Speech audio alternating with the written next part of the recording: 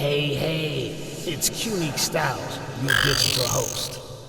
And I'm Stu Bloggins, that be vlogging. I told you to stop saying that. It's such a cringe slogan. I think it's very catchy. Anywho, we are trying something new with doing movie and show reviews called LATS. That's L-A-T-S, which stands for... You may not want to say what that stands for out loud. Why? I think this is catchy just like your slogan. Well, LATS, L-A-T-S, stands for Look at This Shit. Let us know in the comments below if you think that this is a catchy name or not. Today on our first review ever, we are going to tackle the second season of The Bad Batch. If you aren't familiar with this show, it takes place in the Star Wars universe after Episode 3 and after the fallout of Order 66. With genetic mutated clones known as Clone Force 99, the main cast is Hunter, Wrecker, Tech, Crosshair, and Echo. And they even put in Omega. In the first season, they introduced a young female clone named Omega, or better yet, as she would say, Omega. She is an unmodified replication of Jango Fett, which would cause her to be the sister of Boba Fett. If you don't know who these people are, I suggest you go and watch Episode 2, Attack of the Clones, to get caught up. The first episode of the second season is called Spoils of War, and the second episode is called Ruins of War, which premiered both episodes in the same night. Spoiler warning if you haven't seen it. I suggest you come back once you've seen it and compare notes with us.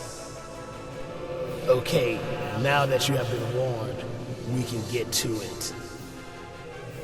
The basis of the first episode is the Bad Batch gets information from Sid, which in turn she receives that information from some new character named Fee, which I believe is voiced by Wanda Sykes. Let me know in the comments if in fact that is her or not. Anywho, the crew finds themselves at Count Dooku's old fortress looking for these containers / war chests to help them finance their futures, and they can live comfortable. To make the long story short, once they find the war chest, they get spotted by some clone troopers, and all hell breaks loose. Hunter and Wrecker get separated from Omega, Tech, and Echo. That's basically your first episode, setting it up for the second. In the second episode called Ruins of War, which was way more action-packed, while Omega, Tech, and Echo are trapped on the war chest and manage to get it to crash land, they meet a local who is living and hiding in the woods from the Empire. Omega sneaks out to grab some of the loot that was left from the war chest. Tech and Echo go out to search for her.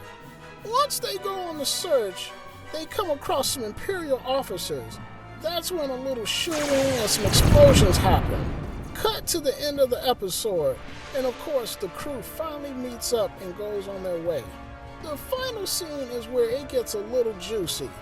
Vice Admiral Rampart tells a clone to fabricate the report, omitting that he came across Clone Force 99 because of his fear of Governor Tarkin. When the clone states that he will not do such a thing, Vice Admiral Rampart basically tells him he has no such issues with changing the report himself and shoots the clone, causing him to fall to his certain death. So we think.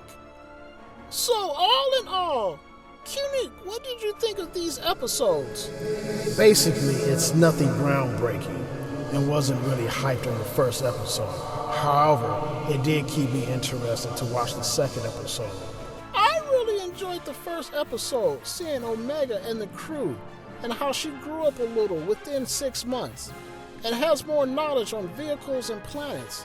I'm excited to see where this leads to, and the season finale of the show, which we may cover depending on our schedule. Okay, that's our review on the first 2 episodes. So tell us in the comments, The Bad Batch, would you continue to LATS or not?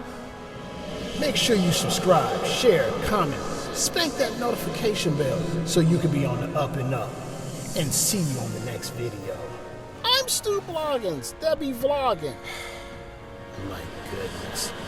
I'm QNeek Styles, and I'm out. I told you about that slogan of yours. It sounds so goofy. Well, I like it.